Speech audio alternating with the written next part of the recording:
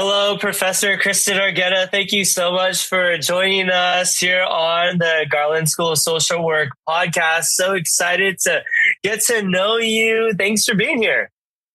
No, thank you so much for having me. I'm always happy to get on and talk about something I love so much, which is this school and this program. Well, I so appreciate just our partnership and our work together. And I'm excited for our community to be able to get to know you a little bit more, but also really explore the relationship between students and faculty that is really at the core and heart of who we are at the Diana R. Garland School of Social Work. And so we hope that during our time, we can highlight what graduate assistantship looks like, what mentorship specifically looks like in our program, what the support systems and collaborative learning experience are here in our unique community. And so before we get started, Professor Argueta, would you be able to introduce yourself? Yeah, so I'm Dr. Christen Argueta. I serve as the MSW online program director here for the school, but I'm also an associate clinical faculty member or clinical associate faculty member is probably the right thing to say. But I have also had the honor of being a student here a long time ago, and it has impacted my life dearly. And one of the reasons I care about being here so much is that I want to make sure that I give back everything that I believe was given to me that changed and shaped my life. So the Garland School means a lot to me. To me in a nutshell, I'm distant. That's something that's helpful too. So I, much like our online students, I don't live in the Waco area. I actually live in St. Louis, Missouri. So I get to experience some of that, some of the distance joys and how neat it is to really push for high quality distance programming, but also some of the struggles that it feels like when you're distant and you're a distant student sometimes and a faculty member. Fantastic. So we're going to dive into a rapid fire question. So what is one word to describe where you're living? So I live in St. Louis. The word would be confluence. Okay. Do you want to unpack that at all? Yeah. So St. Louis is amazing. Well, you asked one word, Curtis. Unpacking means I get to use lots of words. I know, but that was a good one. So some of these I'm like, okay, cool, moving on. But that was a good one. So St. Louis is beautiful, but one of the things that makes it so beautiful is a merging of so many different things. We are several different municipalities outside of St. Louis proper that brings different perspectives, cultures, geographical influence, including architecture and people. So there's really just a merging of everything in this city. And that's the thing I love about it most. So that's how I would describe St. Louis. Well, can't wait to visit. With that being said, what is your go-to order at your favorite coffee shop, tea house, whatever that may be? Yeah. So this one will probably be like a got it moving on, but it's a lavender honey chai tea latte. Incredible. Got it. Moving on. Describe your ideal day off in 3 words. Gosh, that's a good one. Connection, comfort, family. Oh, incredible. Absolutely love that. And so shifting gears a little bit to kind of our podcast questions about the Garland School of Social Work. We've been asking this question to all of our colleagues, which has been so great. And so Dr. Argueta, how have you seen the Garland School of Social Work prepare social workers for worldwide service and leadership? Yeah. So, I love this question because I think it can come from so many angles, but the way I see it happening is through intentionality. And so I really look at, especially getting to sit from the unique position of somewhat administration and program director, I get to see the intentionality behind the curriculum, where we really, really focus on our students getting the highest and best experiences so that they are more than competent when they go out into the field. They're ready. And that comes with it. That comes with so much responsibility, right? Saying we are graduating students out in the field. This isn't, I think all professions come with a certain sense of responsibility, but this profession comes with the responsibility of service to others. And that means that we owe a great deal to the people we're seeking to serve. And so I think our intentionality around our curriculum really helps us assist and push our students to be the best that they can be. Not the best ever. I think that's always an overinflation, right? Be the best ever. Be the best you. Be the best you, bringing your unique gifts and space and everything that makes you who you are. We want to support that. We want to flourish that. We want to build space for that to root and grow. And so I think we're very intentional about our curriculum helping in those things. You match that intentionality over curriculum with high touch support. So when you come into our program, you're not alone. No matter if you are in Missouri or you are in Alaska or you are all over the 50 states, or if you're sitting in Waco, Texas, you're going to be met with people who want to support you through this journey, who are there to answer questions, who are there to ensure that you are not a number, but you are a human, and that we are able to look at you and ensure that you are getting the space, the attention, the needs that we hope you one day give your clients. So it really is a mix of intentionality and high touch support. That's absolutely incredible. And so with students bringing the fullness of who they are into spaces, how does the collaborative learning environment at GSSW contribute to their student success? Yeah, so I love this. So I think it starts from the ground, right? Like what that means is that we're creating an environment. This environment creates an ability for them to, and you hear it in places where they say, dare to fail, dare to fail. For a long time, that was one of my favorite things to say as a professor, dare to fail. But I would say now that I've grown that, shifted it a bit to say, dare to learn. We are really bringing you in here to say, okay, this collaborative environment is pushing you to learn, pushing you to grow, pushing you to excel, to succeed in the areas that you find best for you. And so I really want to see my students opening themselves up to being vulnerable and learning, opening themselves up to learning.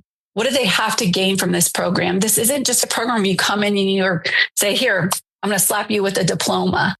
But instead, this is a program where it says, hey, how are we going to change?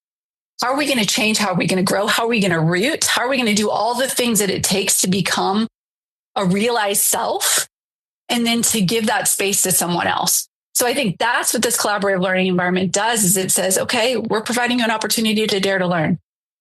We want to work with you in that. We want to support you in that. We want to be the pillars that kind of hold you up when you're shaky in that. But let's learn together. Let's do this. We have to do that in order to help the people who we want to help.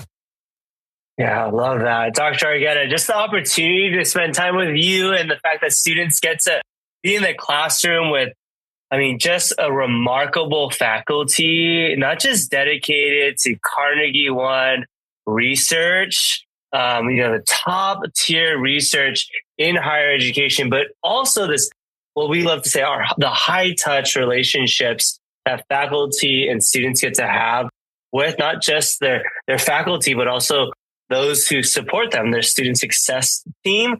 But the privilege of working with the best of the best social work faculty, practitioners, social workers, and therapists is such a gift. And so we have a variety of different ways that relationship is cultivated between students and faculty. And so would you be able to share what role do graduate assistantships and mentorship play in fostering such strong student-faculty relationships? Yeah, so it starts with an interest. So when you say what role does it play, it can play a big role, but part of that starts with the student. It starts with you guys that are listening. What do you want to do with your life and where do you want to go? And then what we ask and what's really unique about those processes, you talked about, Curtis, about GA and mentorship. It's not something where it's like, oh, you're just going to be assigned to a random faculty member. Yeah, I think one of the things you said is true. All of our faculty, they're great. I feel lucky to walk the halls with all of these humans. But all of us have such unique points of interest, such unique points of research, things that we are passionate about and places that we're making impact. And so where our GA and mentorship play a big role for our students is that they get to connect to one of these faculty members. They get to go online or through their courses or through interactions at the school. They get to see somebody that is aligning with what they want to do.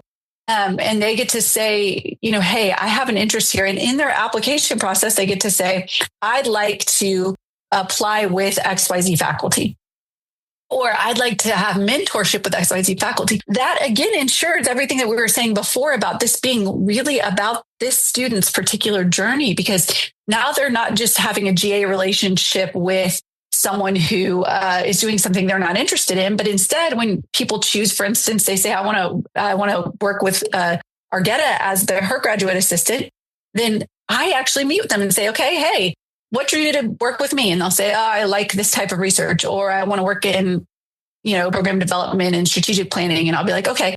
And when I see that interest, just like our other faculty members do, when we see that interest, we assign them to those tasks, things that are going to help them grow professionally, right? Like, oh, okay, now I get to work on, for instance, my GA is working on a virtual lounge for students that actually gives them access. But this is starting from the ground up. She gets to create this virtual lounge for students, something she's very interested in, community development.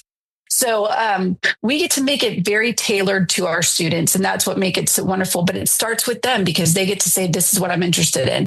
I also do mentorship opportunities where I meet with mentees that are just interested in higher education. But I also have a group of mentees who are interested in trauma-informed practice. And we meet all about trauma-informed practice. So it really is taking a great combination of student interest with faculty leadership and saying, okay, how do we create this perfect, unique opportunity for each individual student? And reflecting in all of that, how do these relationships help students navigate the challenges and prepare them for their careers? Yeah, so I think there's a balance here, Curtis. I think that, sometimes our challenges are known to us and sometimes we're walking into the challenges, right? And so there is not a lot we can do in a mentorship opportunity where we say we can see the future, but we can say, what is it that is causing you tension when you're thinking about your future social work practice? What are the things you're learning in your classroom environment that are giving you pause, or what are the things that are giving you passion? And let's talk more about those things and learn how we can either flourish that or work through and process the things that are giving you pause. So I can't always say that we are navigating the challenges they're going to have, but what I can say is when a student really leans into these relationships, the beauty is that it's not finite, right? Like I think sometimes students say, oh, I had Arugeta, she was my mentor, and I graduate in 2023, or I graduate in 2024, I graduate in 2027, who knows?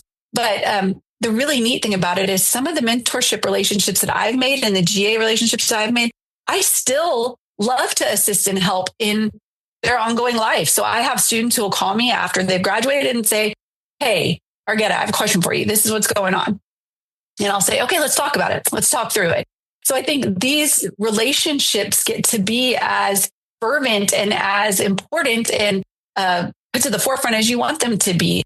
As Garland School faculty, we really, really, really enjoy getting to know our students on a human level, getting to talk with them, getting to understand what's going on in their lives. And also we have such immense pride over everything they've accomplished after graduation and continue to accomplish that we love to be as much of a part of your continued life as you want us to be. So for me as a student, I got to hold on to people like Dr. Dennis Myers, or Dr. Helen Harris after I graduated and called them when I was in the field and said, hey, talk to me about these things. Do you have some time? And they'd be like, yes.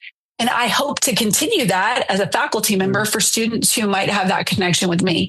So I think as long as we can navigate some maybe perceived potential challenges, but the great thing is that we're here and we still get to help people navigate when those challenges do arise. That's incredible. Thinking about future students, graduate assistants, and mentees in the Garland School of Social Work who are exploring their career in social work, what advice would you give to prospective students exploring their career in social work here at the Garland School? Yeah, this is my favorite question because I could give just a million, right? But the one that sticks out to me more than anything else is know your why. Know your why. Why are you here? Why do you want to serve others? And I think so quickly, what I tell my students is that so quickly, sometimes we go to, I'm here because I want to help. I'm here because I want to do X, Y, Z. And I would push you and challenge you. If I were your faculty member, I would push you and challenge you to say, go deeper. What's your internal why? What is your internal motivations and drivers that have you waking up every morning to seek to serve? Because that is the thing that will keep you going. that is the thing that will get you through your time here in the Garland School. That'll get you through the papers and the reading and the things that you have in front of you. But it's also really holding on to that gets you through the challenges post-graduation and in the field. So know your why, know what it is that has made this so important. There's something in you that is justified in making you feel like, I need to do this. This isn't a profession that you're like, oh, I'll hop into social work, right? Most people have a need for social work. They want to give back for some reason. So helping is valiant and wonderful. But what's the root of the helping? What is it inside each and every one of you that tells you, I have to do this? And when you figure that out, hold it dear and let it be something that walks you through this process and through your profession. Incredible. Thank you so much, Dr. Christen Argueta, for taking the time to share such inspiring, exciting, and motivating words for both our current students seeking to, lean in more to those relationships with their faculty, but then also casting a vision of what this could look like for prospective students in the future. And so thank you so much. Looking forward to future conversation. And thank you for joining us. Thanks for having me, Curtis. And thank you, everyone. I look forward to getting to meet you in person or getting to see you in classes. So thank you.